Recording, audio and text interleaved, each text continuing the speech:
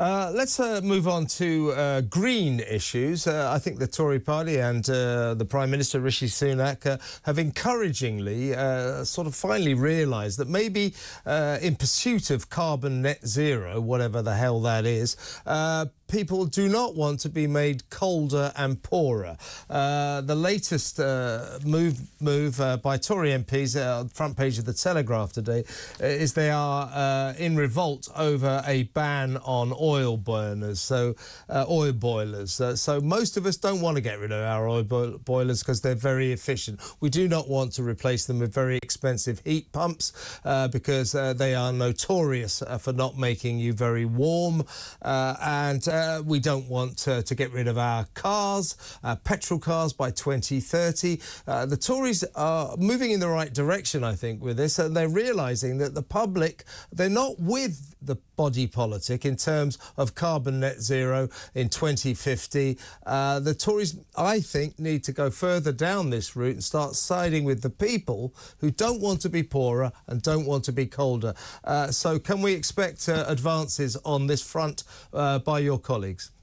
Well, I'm not in government, as you obviously recognise, but I am certainly very concerned about the arbitrary targets we've set ourselves, these deadlines.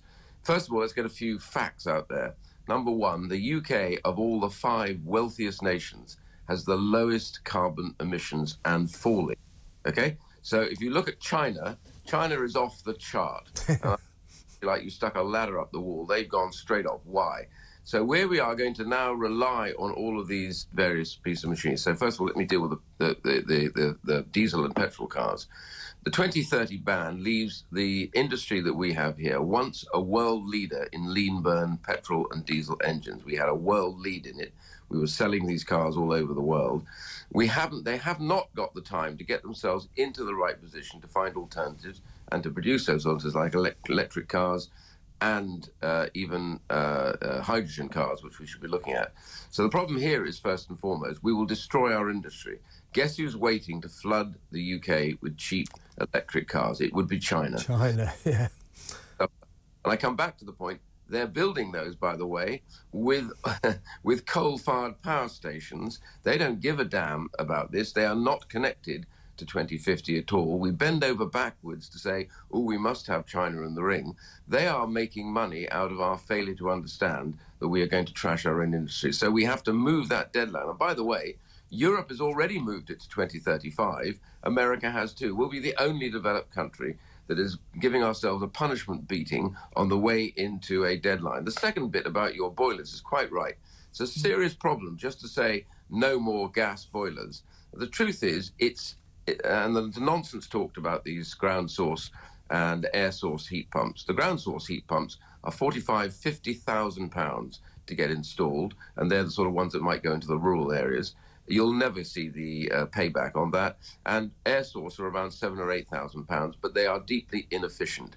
And of course, what you get from others, perhaps those who want to propagate this nonsense, is that they tell you they're fantastically efficient and they do work.